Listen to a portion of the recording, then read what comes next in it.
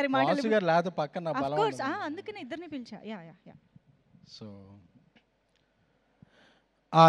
Thandel single hattrick సాధించిన Geetha arts సంస్థకి.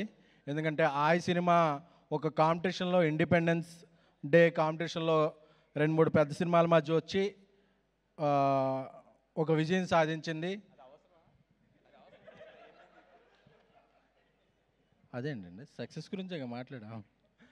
అలాగే ఫిబ్రవరి డ్రై సీజన్ కూడా బాక్స్ ఆఫీస్ ఫ్రై సీజన్ చేసిన తండేల్ ఒక పెద్ద సక్సెస్.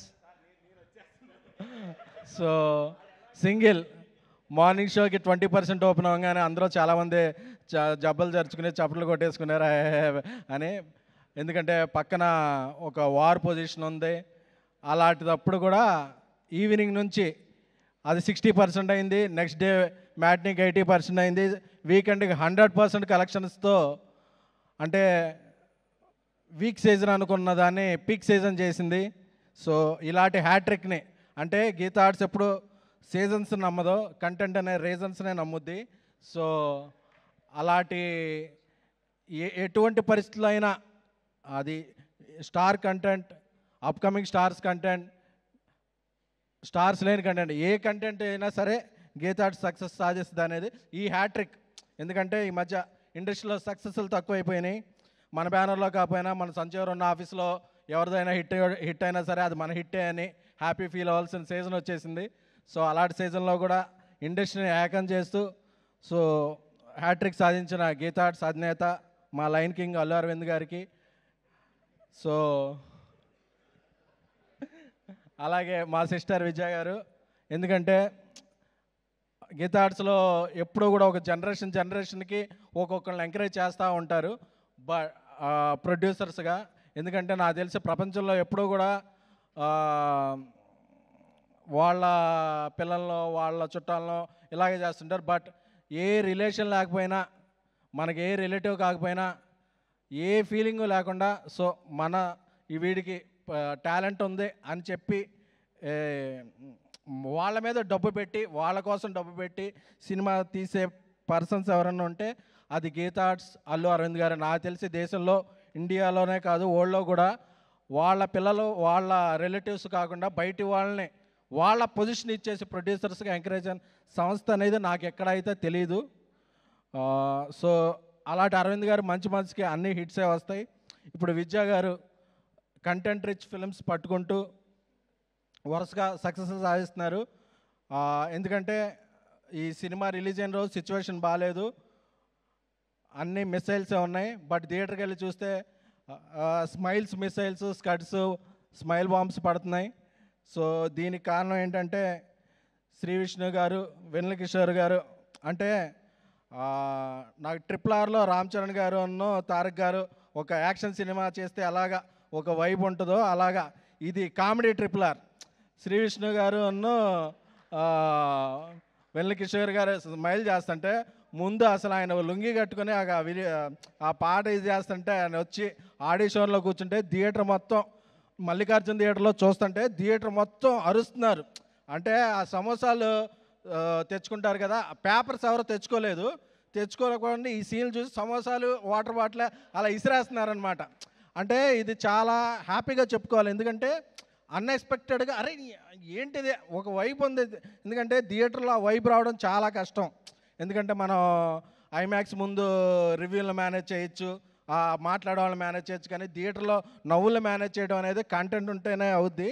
సో అది ఈ సినిమాకి కంటెంట్ ఉంది. అలాగే కార్తీక్ రాజు గారు, ఆయన తమిళీన్ అయినా సరే తెలుగు పల్స్ బాగా పట్టుకున్నారు. నాకు తెలిసి ఆయన కోకట్పల్లి, మోసాపేట, శ్రీనగర్ కాలనీ సందులు బాగా తిరుగుంటారు. సో అలాగే ఈ సినిమాతో మంచి ఘన విజయాన్ని అందుకున్న కేతిక గారు,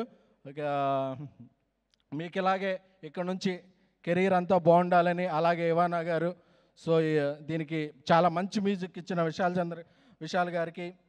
సో అలాగే ఎప్పుడు మా అందరికీ